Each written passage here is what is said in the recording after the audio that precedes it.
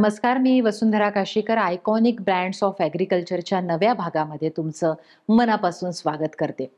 प्रतीक hi tech नर्सरीच्या माध्यमातून श्रीकांत मोरे यांची विविध भागातील शेतकऱ्यांशी नाळ जोडली आहे.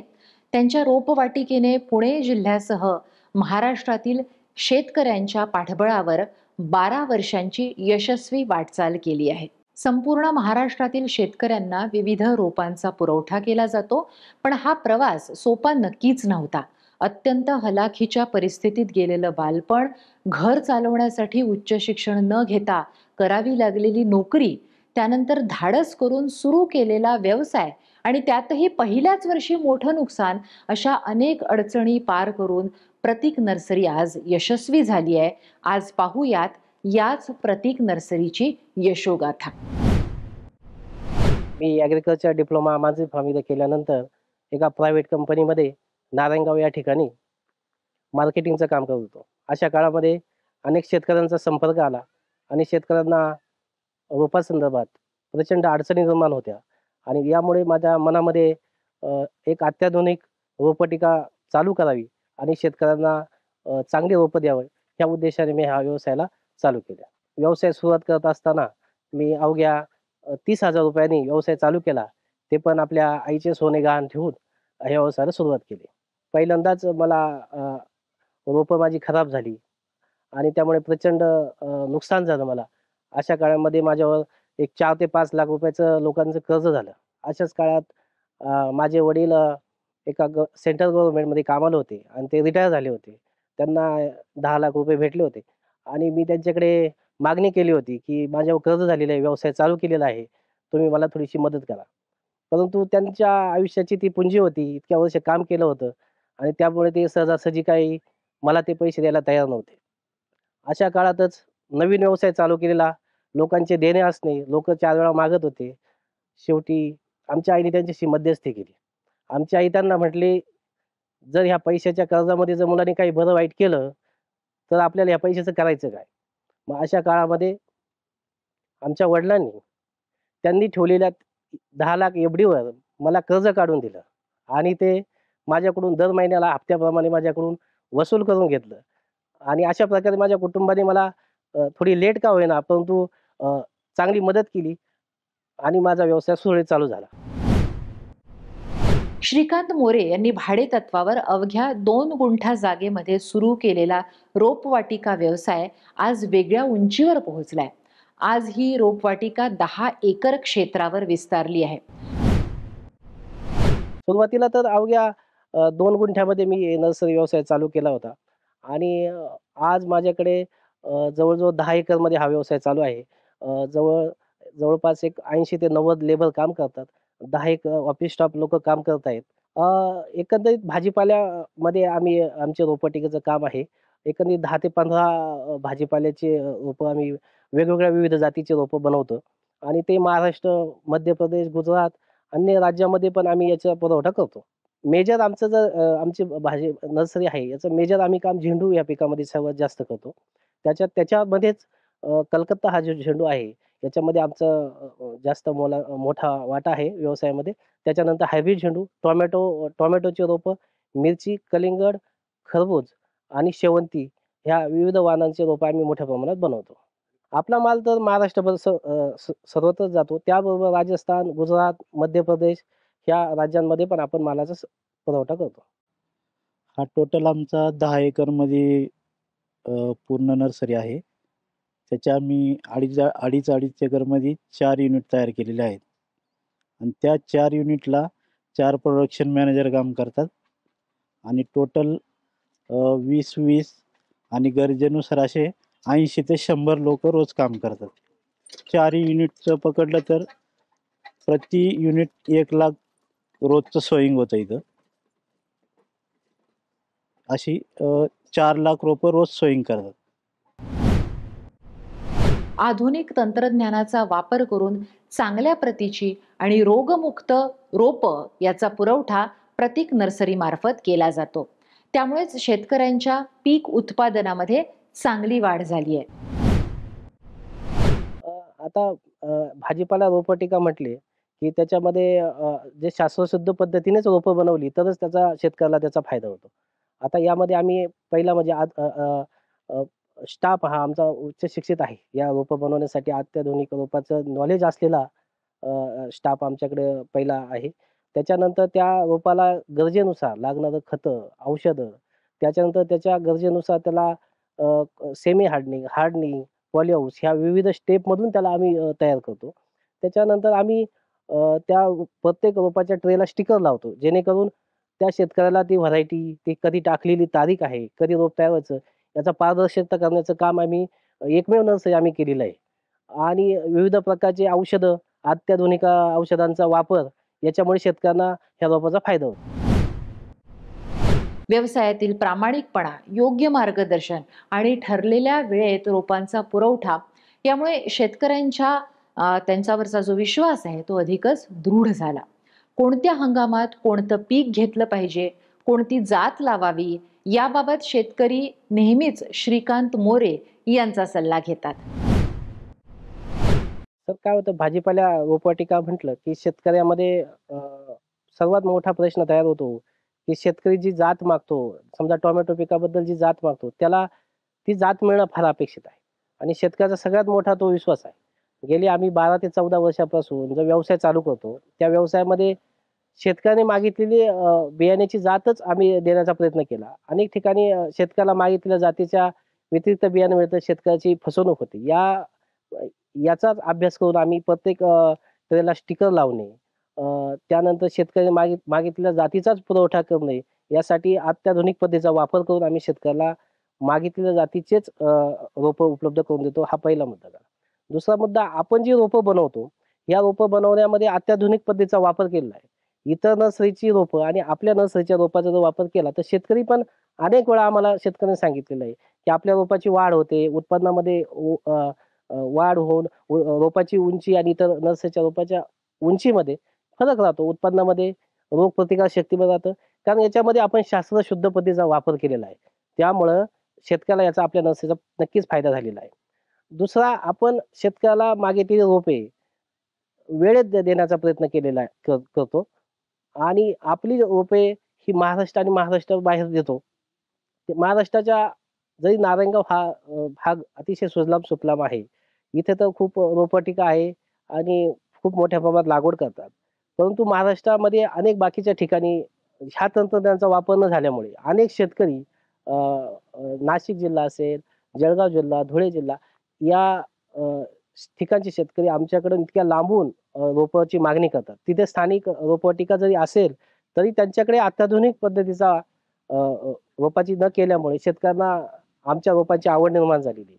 आणि आमची रोपं घेतलेला शेतकरी हा परत सहसा दुसरीकडे रोपं घेण्याचा प्रयत्न करत नाही. कारण त्या पद्धतीने आम्ही त्याला विश्वास आणि गुणवत्ता हे देण्याचा प्रयत्न केलेला आहे.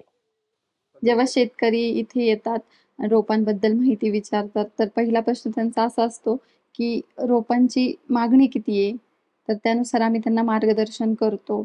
रोपं घेण्यापासून तर नंतर त्यांची रोपं जास्तोपर्यंत आम्ही त्यांना घरपोच रोपं पण पोहोचवतो. रोपं पण गेल्यानंतर जर त्यांना काही अडी-अडचणी आल्या, ती पण आम्ही त्यांना सॉल्व्ह करून देतो. आमच्या नर्सरीचं ब्रीद वाक्यच हे आहे, की better plant for better yield. त्याप्रमाणे आम्ही त्यांना क्वालिटीची रोपं देण्याचा प्रयत्न करतो. मी प्रतीक हायटेक नर्सरी 2004 सालापासून ओळखतो. अतिशय उत्तम प्रतीची दर्जेदार रोपं या ठिकाणी मला आत्तापर्यंत मिळत आलेली आहे. आणि इतरांच्या नर्सरीमध्ये जो पाण्याचा पीएच अगदी खराब असतो, इथं तो मेंटेन केलेला आणि रोपांचे सुद्धा कोकोपीट सुद्धा पीएच मेंटेन केलेले रोपं या ठिकाणी मिळतात. अतिशय उत्तम प्रतीची रोपं आणि त्या रोपांचं जास्तीत जास्त उत्पादन मला माझ्या शेतीमधून मिळत असते. दुसऱ्या एका ठिकाणी रोपं आणली होती मी.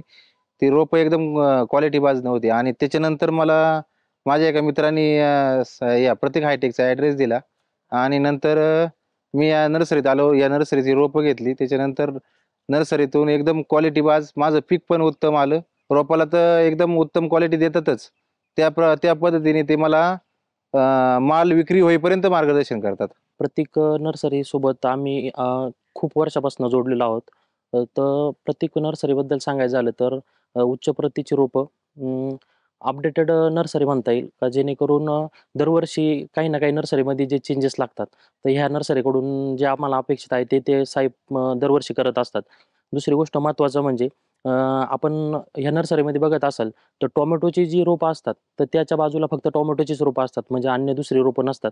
जेणेकरून जे म्हणजे सकिंग पेस्ट असतात, जे नर्सरीमधून जे नंतर जे रोग आहेत जे स्प्रेड होतात नंतर बाहेर, तर ते मग फक्त टोमॅटोपाशी टोमॅटो किंवा फ्लावरपाशी फ्लावर किंवा झेंडूपाशी झेंडू, मिरचीपाशी मिरची अशी रोपं असल्या कारणाने त्याच्यावरती दुसऱ्या पिकांचा कोणताही व्हायरस म्हणा किंवा दुसरा कोणता किडींचा अटॅक होत नाही. आणि महत्त्वाचं म्हणजे कोकोपीट हे उच्च दर्जाचं वापरलं जातं. महत्त्वाचं म्हणजे स्टेजनुसार नर्सरीमध्ये साहेबांचं प्रॉपर मॅनेजमेंट असतं. म्हणजे कोणत्याही प्रकारची नर्सरीमधनं म्हणजे शेतकऱ्याच्या ताब्यामध्ये येतोपर्यंत कोणत्याही प्रकारच्या रोपाला इजा नसते. महत्त्वाचं म्हणजे आता आपण बघत आहोत 2-3 वर्ष CME सारखा रोग असेल, तुटासारखी समस्या असेल, ही खूप मोठ्या प्रमाणामध्ये शेतकऱ्यांना त्रास देते. तर त्याची सुरुवात ही नर्सरीपासूनच होत असते महत्त्वाचं म्हणजे. आणि दुसरी गोष्ट रोपं सशक्त असतात.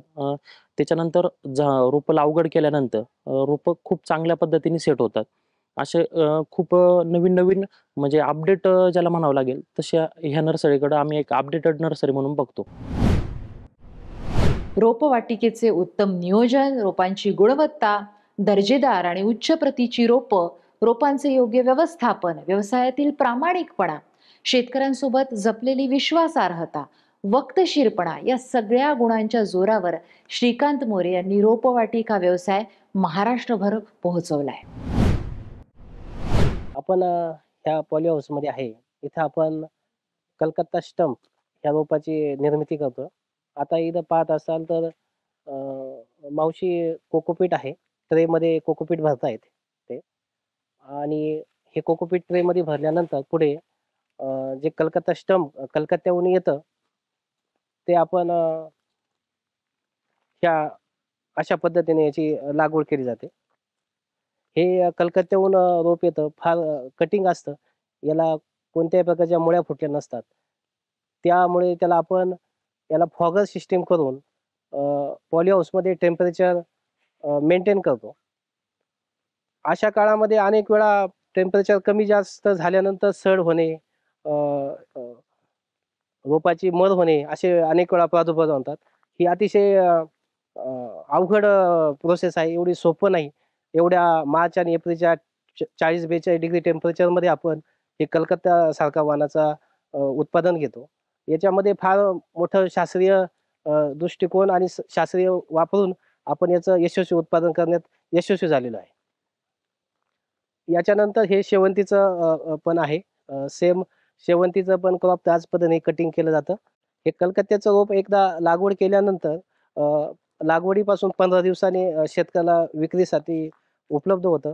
याला इथे 8 ते 10 दिवसामध्ये मुळ्या फुटतात आणि ह्या पॉली हाऊसमधून त्याला शेडनेटमध्ये ठेवलं जातं आणि तिथून ओपन हार्डनिंग करून त्याला शेतकऱ्याला विक्रीस पाठवलं जातं.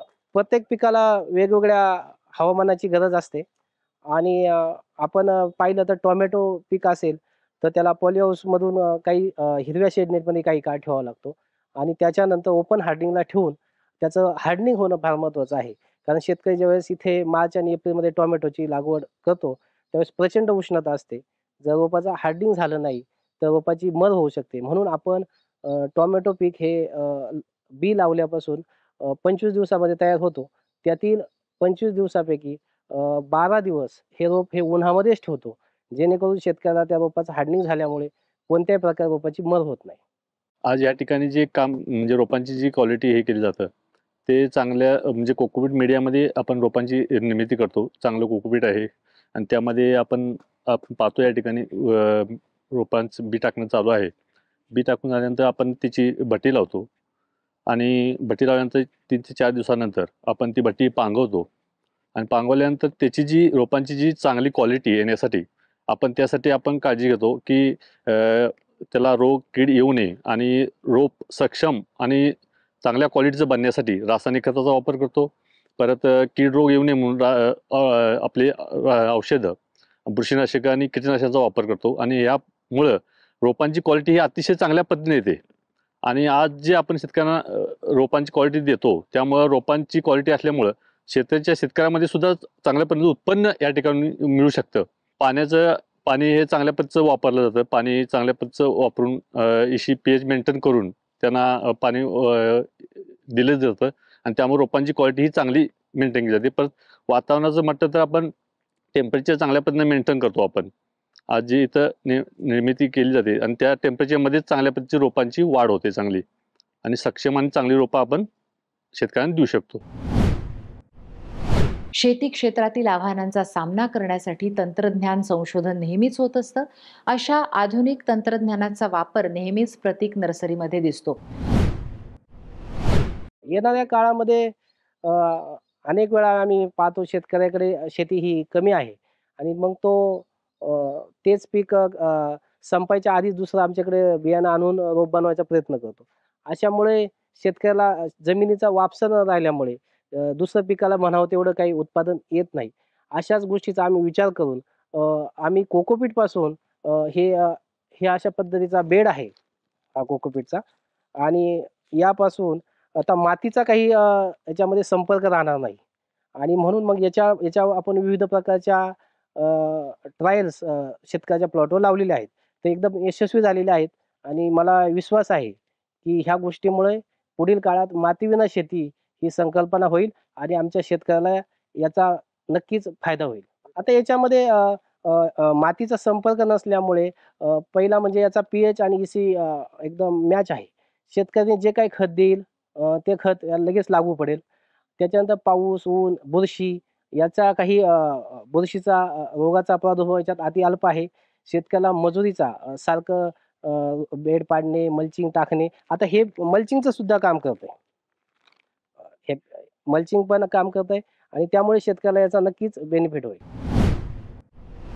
आज यशस्वी असलेले श्रीकांत मोरे आपल्या यशाचं श्रेय मात्र आपल्या कुटुंबाला आणि त्यांच्यावर विश्वास ठेवणाऱ्या शेतकऱ्यांना देतात.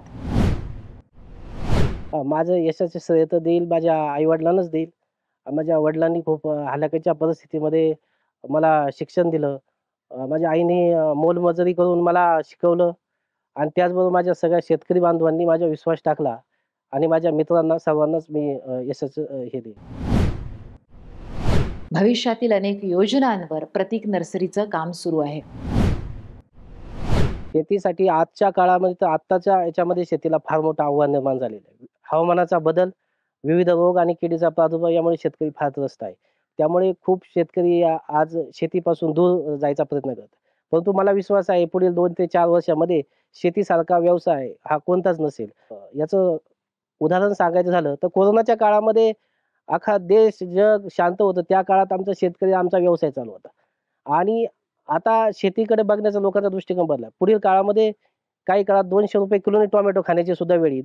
म्हणून मी तरुण शेतकरी शेतकऱ्यांना सांगू इच्छितो की पुढील येणारा काळ आपलाच आहे. फक्त संयम ठेवणं आणि जिद्द बाळगली तर आपण नक्कीच यशस्वी होऊ. शेती क्षेत्रात कितीही आव्हानं असली तरी याच क्षेत्रात खूप संधी असल्याचा विश्वास श्रीकांत मोरे यांना आहे.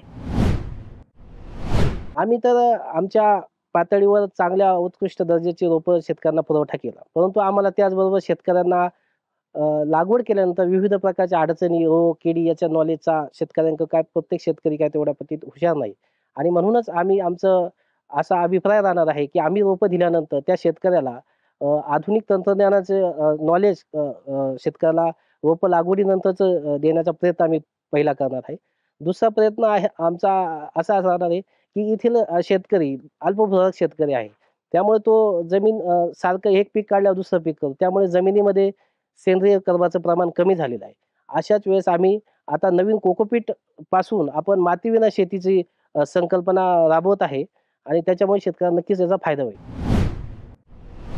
आजच्या भागात आपण इथेच थांबतो आहोत. पाहत रहा साम टीव्ही.